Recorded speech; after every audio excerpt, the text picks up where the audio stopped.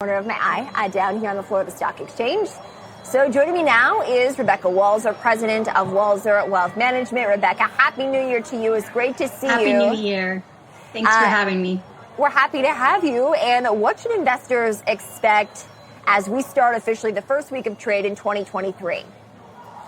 Well, it's exciting to have. We should celebrate the wins, Kristen. Okay, first and foremost, let's definitely celebrate the wins. So the first week of trading here ends up to the positive side for all three indexes, about 1%. We had a great day today, obviously on the back of the unemployment data for November, the jobs growth data, which was all very positive. What's interesting is that it's across all 11 sectors for the S&P 500. And I was really interested to see that NASDAQ is actually the one that took off, and the S&P and the Dow, especially the Dow, was still over 2%, but it's not as aggressively moving as NASDAQ. So that's really interesting because I do still see that the Dow will play the utility and the industrial-based stocks will still be a strong performance this year as we still get through these choppy waters ahead. But it's great to start off the new year with a great positive first week.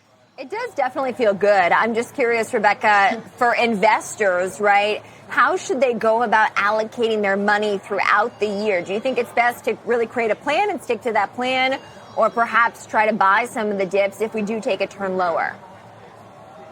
It's a really catch-22. It depends on the kind of investor you are. If you're a long-term investor, if you still see that 2023, as we do, is still going to be rocky, then I would more plan on, because we can't sit on the sidelines forever. We have to rotate back in, right? So maybe a dollar cost average plan over the 12 months, just in case you don't want to put too much in on a one-time period and miss the right timing. So you could plan on doing that if you're more of a longer-term investors. Obviously, your short-term investors, Chris, and they're looking for really good opportunities to make some money quick, and they're definitely going to be buying the dips and taking these days and making some profits. So it just depends on the type of investor you are, but I don't think we should get the cart before the horse and start thinking that, oh my gosh, this is an indicator that 2023 is going to be good. We still have a lot of fundamental problems globally that will have an impact in the U.S., and so investors should be cautious in this first week. Well, let's walk through some of those, Rebecca, because certainly around this time last year, it was kind of just before we had seen, obviously, Ukraine, the invasion there by Russia, and then, of course, the China lockdowns due to COVID really kind of basically throw a wrench in the supply chain. And so what are these geopolitical events that investors should be aware of as we start a new year? The biggest thing is the move with Russia out of the SWIFT system and really moving over to the BRICS nations. And what's really happening at a macroeconomic global level, Kristen, is they are looking at creating multipolarity and really giving the U.S. dollar a run for a world reserve standard.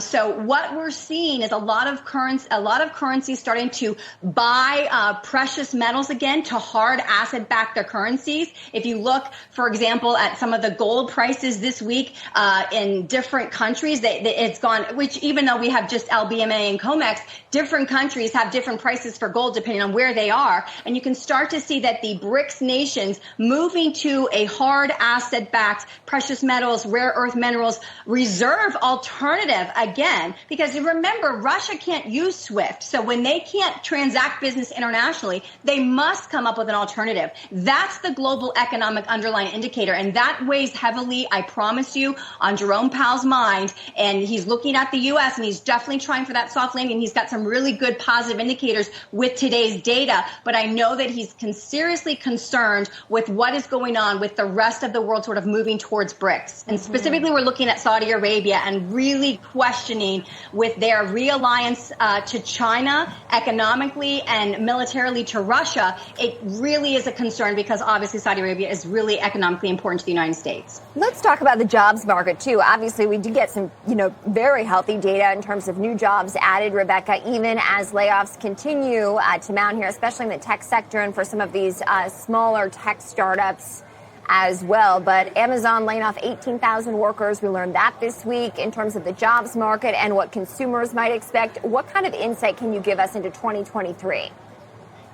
Well, I mean, it depends, right? If we see the Fed pivot, which I am not in the camp of that the Fed's going to pivot. I'm in the camp of the Fed is doing what they have to do, and Jerome Powell can take some success, and he should, give himself a little bit of a pat on the back. But it's too early to call the game for sure. We're at the very early stages of 2023, and depending on the rest of the world, I think that will have a substantial impact here. If we look at Amazon's case specifically, they're interestingly going after, it kind of reminds me of Bed Bath & Beyond, they're actually looking at cutting their retail sector, their space in the brick and mortar. That's definitely something they're pulling back from. And HR, really, their human resource vision, they're also pulling back. So it is indicative when you have all of these big tech giants still announcing layoffs. And the financial sector, obviously, we saw layoffs at the end of the year as well being announced. So we just have to see. A lot of companies, as you know, don't let us know their plans until January begins, and they can start to really frame it, especially with earnings season coming out next week for Q1 expectations. So really, I think we'll have a much better framework this next week with the data coming out.